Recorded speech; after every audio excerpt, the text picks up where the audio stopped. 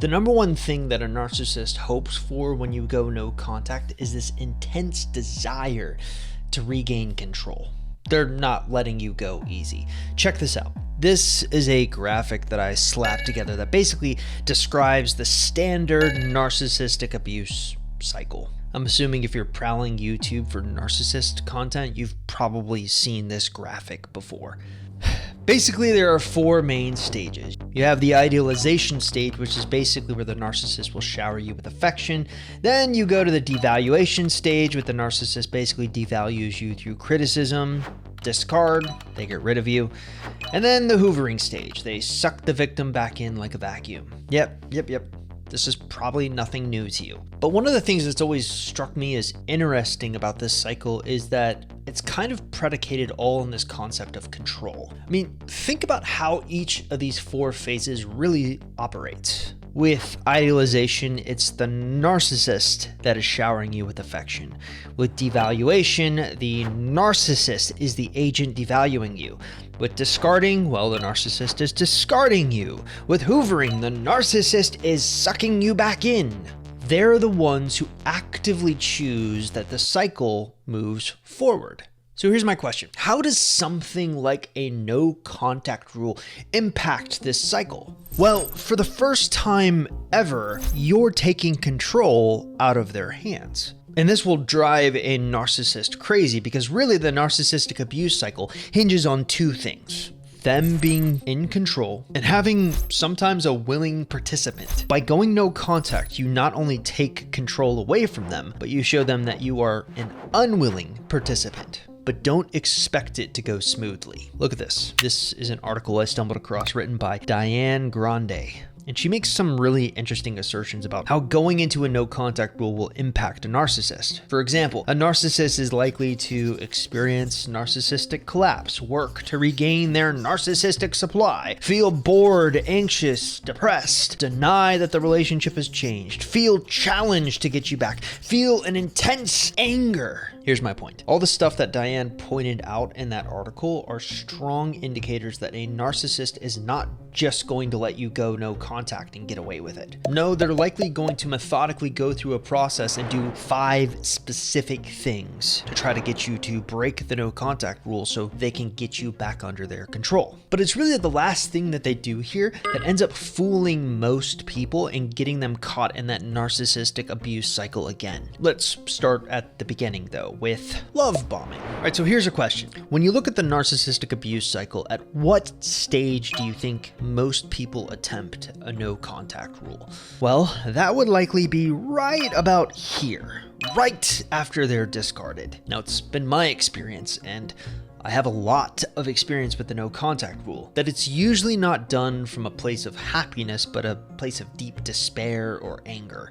Which brings up an interesting quandary. Look what's right around the corner for a narcissist. The Hoover stage, where something like love bombing would naturally take place. So in this instance where you have a person using a no contact rule on a narcissist, likely right after the discard stage, and really quite frankly attention to the actions of the victim. Well, honestly, it's going to depend on the narcissist's level of self-absorption and attention to the victim's actions at this stage. If a narcissist has already shifted their focus to a new target for their narcissistic supply, they probably are not going to immediately notice the absence of contact. However, let's say that their new source of supply isn't enough, or they can't find one. Well, that's when they're going to turn back to you, the previous source of supply. It's just you're not responding. Now, and it's now that they recognize the fact that you are ignoring them, but they're not panicking yet. They decide to enter the hoovering phase earlier than they had planned. And this is where you start seeing the love bombing come out. They'll shower you with excessive compliments and promises of change. They'll reminisce about the good times you shared. After all, this has worked for them before, and so many sources of their so-called supply fall for it and then get trapped back into their cycle. I want to do something unique here. Let's pull up the graphic that I made of the 5 most common strategies that narcissists will use on you during no contact. Now, we've obviously covered love bombing here, but I think it's best to actually view these 5 strategies each as little traps. It's just that they're traps that most people can't see. Seriously, every single one of these things is designed to pull you back in and trap you back into that narcissistic abuse cycle. And they only get progressively more and more complex as you go. And here's the most devious part. A narcissist will learn as they go. So maybe trap number 1, love bombing, trips you up and pulls you back into this vicious cycle. Well, if that's the case, the narcissist will literally learn from that and then use it again when they need to trap you once more. So what they're doing is they're figuring out what levers work on different people and adjusting accordingly. Look at this one, for example. With trap number 2, we have cold empathy. Now, I briefly touched on this in one of my earlier videos on narcissism, and it really resonated with a lot of people, like this comment here, or this comment here.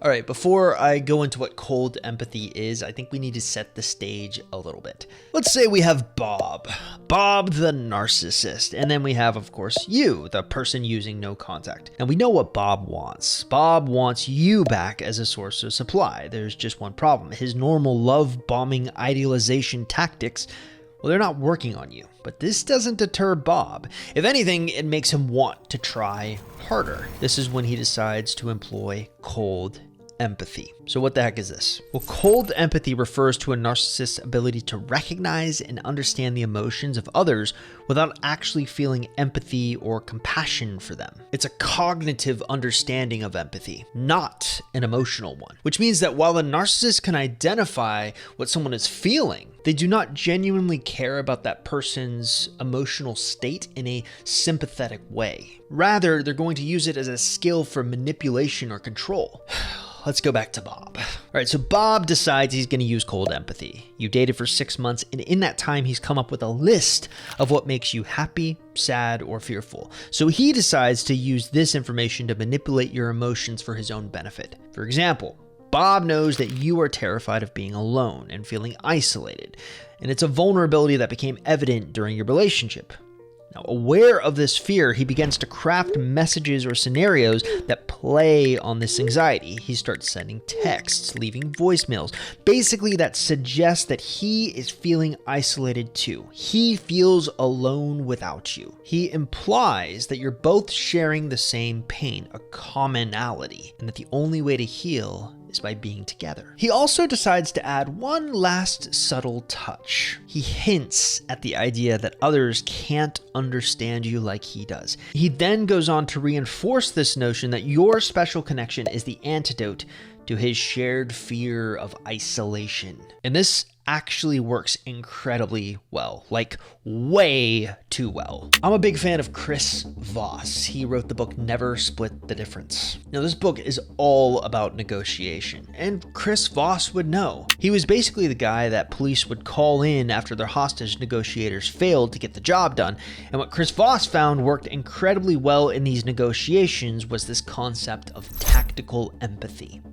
About the transmission of information. Compassion is the reaction to that transmission. But unfortunately, that's not the way it's looked on in today's modern vernacular.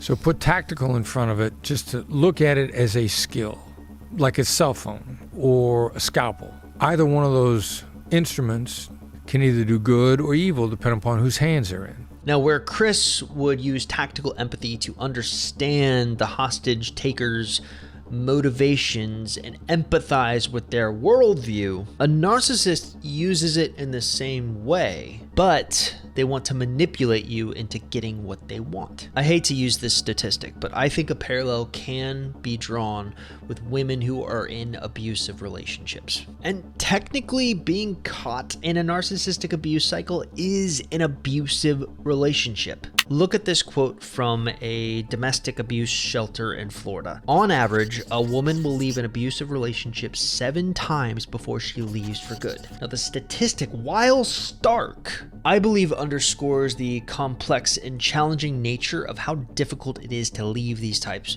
of relationships. But the parallel I'm drawing here, I believe, highlights a critical aspect in both situations. The powerful psychological bonds and manipulation tactics that make leaving so difficult in abusive situations are very much present in the narcissistic dynamic. Individuals caught in the narcissistic abuse cycle will likely find themselves repeatedly drawn back in due to tactics like love bombing, hoovering, and the employment of cold empathy. And then there's the third big trap, guilt. Let's play a game. Throughout this video, I have basically presented 2 roles: the narcissist and the victim. Now, for many of us watching, if you've made it this far, you're probably putting yourself in the victim role. And you're likely putting someone you know in the narcissist role, someone who you think is a narcissist. Now, I think the general sentiment is that as long as you're able to identify a narcissist, then their traps won't work on you. But I'd like to challenge that assertion. Let's change the game up a little bit. Remember, we have 2 roles. We have the narcissist and the victim. You can keep yourself in the victim role for this example. However, I want you to put someone you deeply love, someone who has never exhibited any kind of narcissistic traits, in the narcissist role. Now, for me, that would be one of my parents. Let's say that my mother says something or implies that her life is in peril. What do you think I would do? I would immediately come to her aid. For many people in the narcissistic abuse cycle, this is actually the equivalent that they feel. It's the equivalent of what it's like when the narcissist guilts them. This is why guilt is such an effective way of pulling you back into the fray. I've seen narcissists use every trick in the book: PTSD, isolation, poverty, self-harm, bullies, abuse, all as a means of guilting victims to gain control. But let's play devil's advocate. Let's say they run through the entire laundry list of excuses. They try PTSD, they try isolation, they threaten self-harm, they gaslight you. And despite it all, you stick to the no contact rule. You're ignoring them. Well, that's when, like a light switch, their attitude suddenly shifts from guilt to fury. And that is the 4th trap: anger. Now, what does that look like? Well, I thought it would be fun to hop on over to Reddit. Now, I know that's not the paragon of research, but I said I thought it'd be fun. And I ended up stumbling across this thread where a commenter detailed the hilarious fits of rage from their ex, who they believe to be a narcissist. And this commenter, or poster, or whatever you want to call them, details examples of a narcissist cracking the dash of their car with his face because I wouldn't drive him to work, tripping on an extension cord, face hit the ground, he dropped his bowl of chips, walked into a glass door, presumably on purpose, got mad at me for being good at his favorite game, locked himself in the bathroom and wouldn't come out, dropped a jar on his foot. It's like a child throwing a tantrum for attention. Now, obviously, all of these seem to be in-person tantrums. Anger during a no contact rule would not look like this. It would probably look something like them talking bad about you on social media, telling friends and family that you were the reason for the breakup. They'll stalk you, serve you with legal notices, brag about how their new person is so much better than you, even though they're lying. Now, why are they doing this? Well, in a very odd way, the premise of this entire video centers around a quote from Albert Einstein that you've probably heard to death. Insanity is doing the same thing over and over again and expecting different results. The narcissist wants their supply. They want you back. They want to control you. And the harder you resist via the no contact rule, the more invested they become into trying to get you. So they keep trying to spring all these different traps, all in an effort to pull you out of the silence so they have a chance to further manipulate. They've tried their usual love bombing. Oh, that didn't work. They tried cold empathy. Well, that didn't work either. They've tried guilting. Nope. Anger. Maybe anger will work. Nope.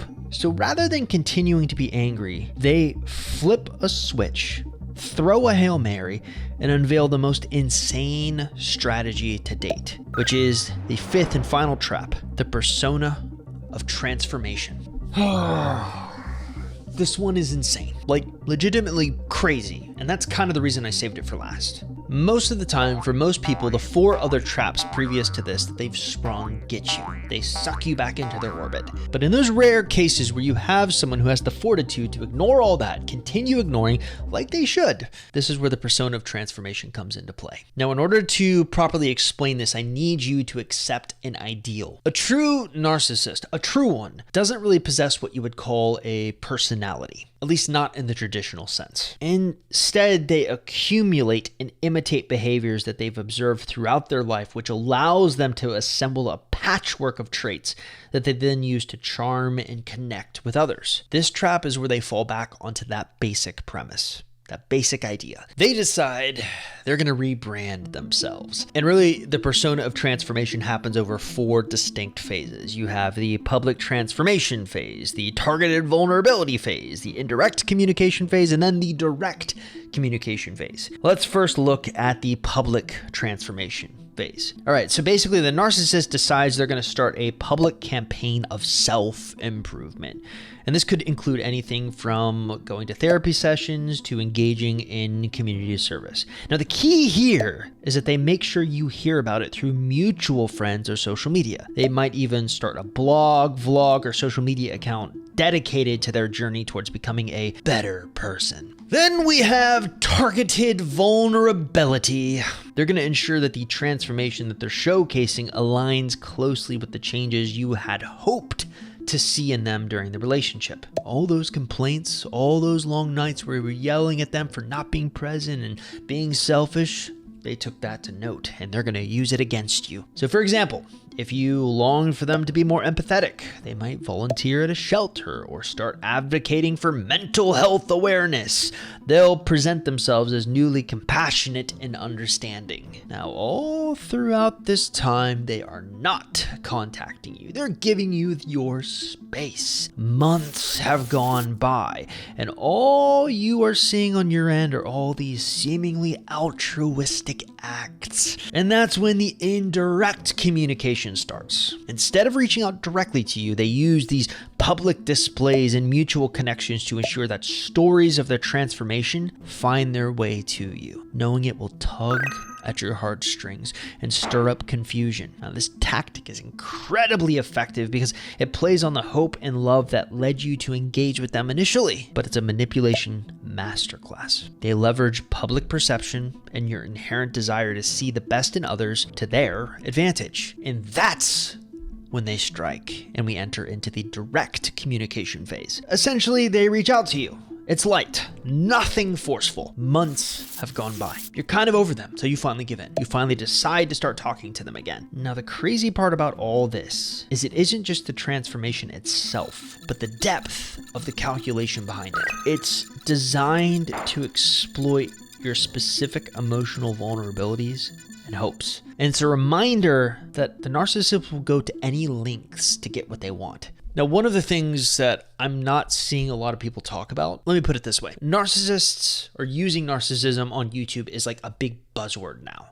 But one of the things I don't see people talking about a lot is the fact that these are very abusive relationships. I mean, it's literally right there in the cycle. Look at the name. It's literally called the narcissistic abuse cycle, but the lines get blurred when you're just madly in love with someone. It's one of the great paradoxes in life that what we often value is how we feel about someone, how our heart is taken by them.